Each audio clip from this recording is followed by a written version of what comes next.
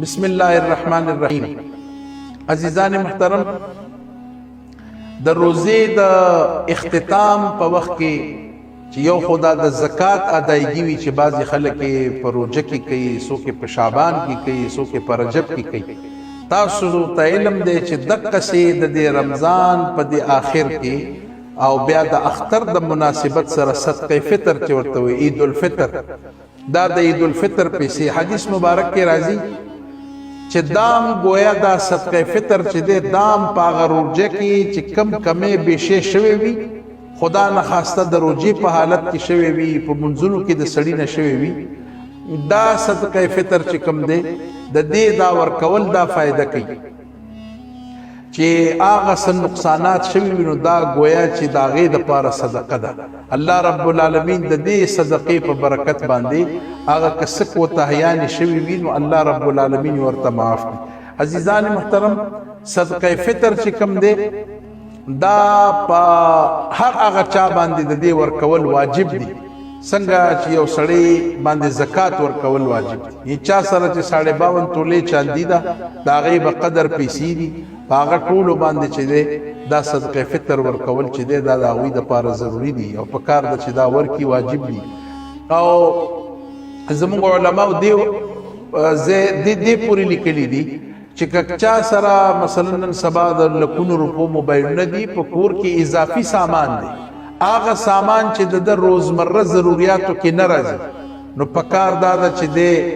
په دې صدقه فطر کې چې د کله دا صدقات ورکي دا غي حساب دم پکې کوي نو ډېر ښه خدا دا چې سړی دی ورکی د ماشومانو په سر دم سړی ورکی دا خو صدمره رقم او صدمره غټي پیسې نه دي چې انسان بدا نشي ورکولای، لیکن بهرحال صدقه فطر ضروری دي. عزیزان محترم، په حدیث مبارک کې راځي رسول الله صلی الله علیه وسلم چې کوم د دې لپاره طریقه او وخت خودلې ده. زمونږه بعضی حضرات چې کم حضرات صدقه فطر د اختر نه پس ورکي او خیال دای چې رزق خو مخ کې اوسګار نومه دا په خپل ګوره دا پیسې نه ضایع کوي، صدقه خو به دی وشي،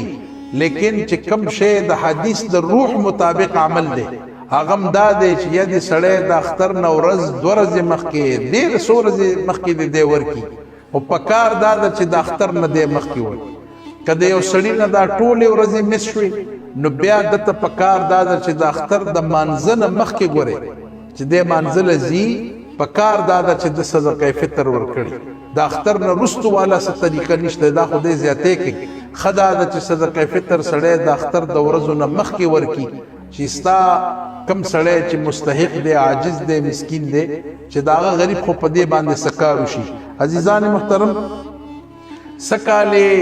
زمونږ د پیښور او د دې د خواشه علاقو د پاره چې کم د صدقه فطر نصاب علماء کرام خودلې دي هغه زستاسو مخه ته پیش کوم او په دې خبره کې دا خبرم یاد ساتل پکار دي چې د صدقه فطر نصاب د وړو په حساب باندې او بیا په دې کې کجوري دي، کشمش دي، جو دا، پنیر دي، نو د دې ټولو پیسې او نصاب بیل بیل دي. څنګه بیل دي؟ اوړه خو خالص هغه سړی چې کم ډیر متوسط سړی نو هغه به د دې په نصاب باندې پیسې ورکي. مثلا سکاله د وړو په حساب باندې چې تاسو صدقه فطر وګورئ نو 120 روپے مقرر شوی، 120 روپے هغه متوسط سړی چې هغه سره وسیله د گزارې پیسې دي لیکن په د باندې صدقه فطر لازم دی نو دا خو به هغه سړی ورکي. و زما هغه خلکو ته درخواست دی چې کم خلقو باندې الله رب العالمین رحم کرم کړي دي او صحیح صاحب استطاعت دي، دا غوي سره مالم شتا وسم شتا نا غوي خود دې غنمو طرف ته ناراضي، د وړو طرف ته دې ناراضي، بلکې هغه ته خو پکار ده چې هغه د خپل استطاعت او د سټیټس مطابق هغه پکار ده چې دا صدقه فطر ورکړي. ځکه یو سړی دې داغه په وس کې بچ دې چولې کلو خوري او بل سړی دی چې هغه ګډ خوري او چر خوري، دا هغه په دې خبره هیڅ نه کیږي چې هغه 1800 روپۍ چې دي هغه د سړی کس په حساب باندې هغه دا ورکی، یا دا هغه بچی دی او د ټول کور د طرف نه ورکی نو 15,000 روپۍ دا هغه په دې باندې سږي خو چې هغه چاله ورکی د یو غریب سړی کار به جوړ شي. نو عزیزان محترم، د کجورو په حساب باندې دې ځله چې کم صدقه فطر د پاره نصاب مقرر شوی تقریبا 880 روپۍ راځي 880 روپۍ چې دي دا د کجورو په حساب راځي د کشمش په حساب باندې 1200 روپۍ راځي د جو په حساب 180 روپۍ راځي او پنیر چې کم دی نو هغه 2800 روپۍ راځي یعنی 2800 روپۍ راځي عزیزان محترم نو هر سړی د خپل استطاعت ته وګوري چې کم سړی دا پوهیږي چې زه 800 روپۍ ورکولی شم زما سټینډر دومره دی الله تاسو ته اسانیان ایښي د 120 نه شروع ده خو چې کم سړی د دې نه تکړه دی نو هغه دی 880 روپۍ ورکي هغه هر سړی په خپل ځان پوهیږي دا د ده او د الله په منځ کې معامله ده چې کم سړی د دې نه ښه دی نو هغه د کشمش ورکي 1200 روپۍ دي او حقیقت هم دی چې سړی دومره پیسې خو ورکي چې د یو غریب سړي په دې اختر کې په هغې باندې څه ګزاره وشي او دقسې پنیر پکې بیا ټولو کې اعلی درجه باندې دی یعنی چې د هغې 2800 روپۍ جوړېږي 2800 روپۍ او الحمدلله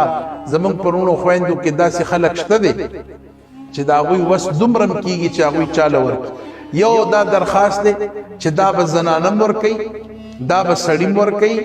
او دا به بالغ کسانم ورکوي او په کار دا ده چې مور پلار د ماشومانو د طرف نه ورکوي چې د کمو خلکو استطاعت وي وسې وي ځکه چې بعضې خلک نابالغه ماشومان دي خو مال حال او پیسې ورسره هغوی سره دومره وي چې هغوی ته دا پیسې ورکول ثبت شی نه دی او اسیم چې دی صدقه ترد البلا صدقه خو چې دی دا د بلاګانو د رد کولو یو بهترینه ذریعه ده نو هغه ټولو ته پکار دي د یو سړي صدقه فطر د بل د پاره نشي کېدی مثلا چې کم سړی د پنیر په حساب ورکوي 2800 روپۍ ورکوي که 120 روپۍ څوک ورکوي صدقه فطر دا به د سړي کس د هر چا په سړي سر باندې نو دا به صرف د ده شي او دغسې به د زنانو ورکولم ضروري دي زمونږ خویندې به هم ورکوي نو هر سړي دپاره صدقه فطر یو صدقه فطر د ټولو دپاره نه د یو کس دپاره وي هر سړی به د خپل سر بیله بیله صدقه ورکوي الله دې ټولو ته توفیق عمل نصیب کړي